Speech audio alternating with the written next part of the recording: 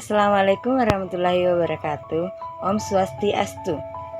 Perkenalkan, nama saya Imalaka dengan NIM 222003 dari Prodi Pendidikan Kewarganegaraan, mahasiswi STKIP Vetrasdrap.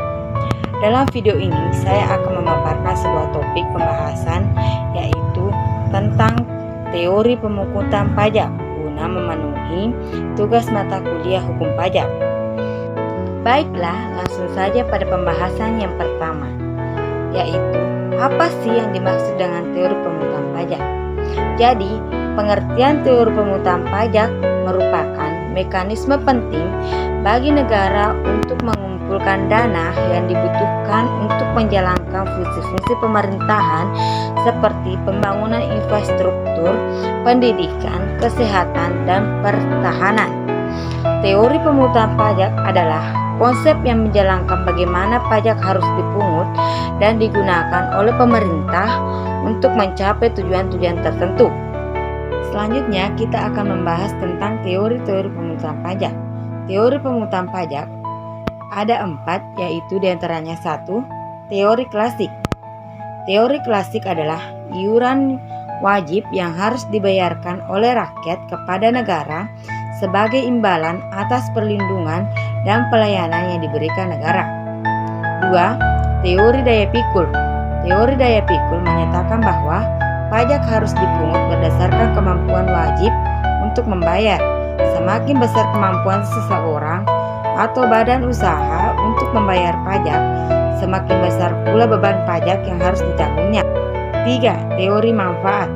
Teori manfaat berpendapat bahwa pajak harus dipungut dari orang-orang yang menerima manfaat dari pengeluaran pemerintah. Misalnya, pajak bahan bakar dapat dianggap sebagai pajak yang dikenakan kepada mereka yang menggunakan jalan dan infrastruktur yang dibangun oleh pemerintah. 4. Teori negara kesejahteraan. Teori negara kesejahteraan menekankan bahwa pajak adalah alat untuk mencapai keadilan sosial dan mengurangi kesenjangan ekonomi. Baiklah, pada pembahasan selanjutnya yaitu aspek yuridis pemungutan pajak. Aspek yuridis pemungutan pajak yaitu pemungutan pajak di Indonesia diatur oleh berbagai peraturan perundang-undangan, antara lain Undang-Undang Dasar 1945, Undang-Undang tentang Ketentuan Umum dan Tata Cara Perpajakan, Undang-Undang tentang Pajak Penghasilan, dan Undang-Undang tentang Pajak Pertambahan Nilai. Aspek yuridis pemungutan pajak mencakup prinsip-prinsip legalitas, keadilan, kepastian hukum, dan efisiensi. Dalam suatu pemungutan pajak, sering kita jumpai atau hadapi beberapa tantangan. Bisa kita lihat pada slide di atas. Ada 8 tantangan. Yang pertama, 1. Kepatuhan wajib pajak. 2. Penghindaran pajak. 3. Penggelapan pajak.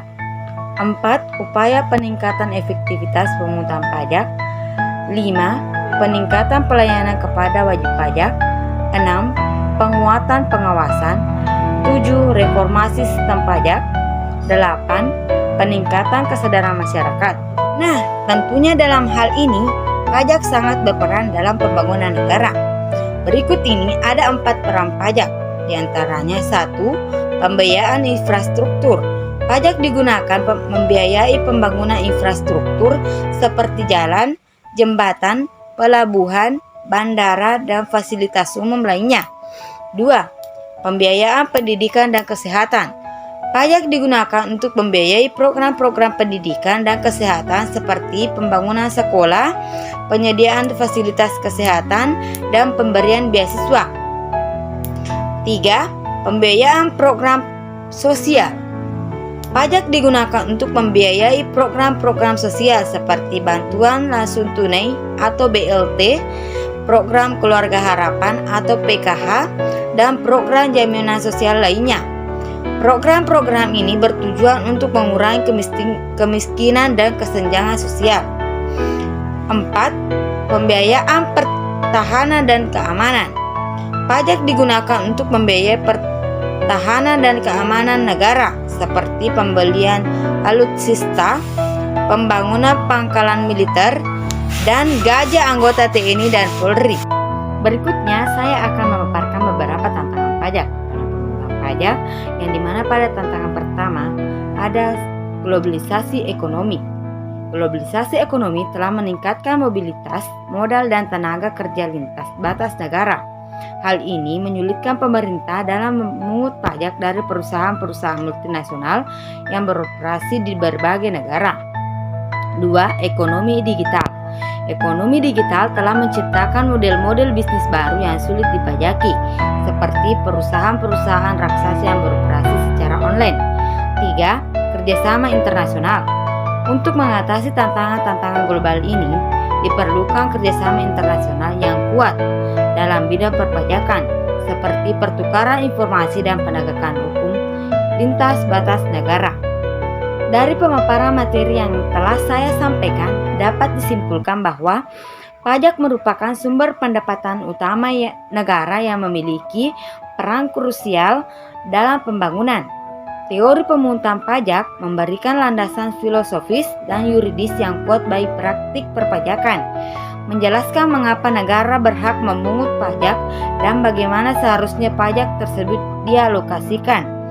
Pajak memiliki peran sentral dalam pembangunan negara.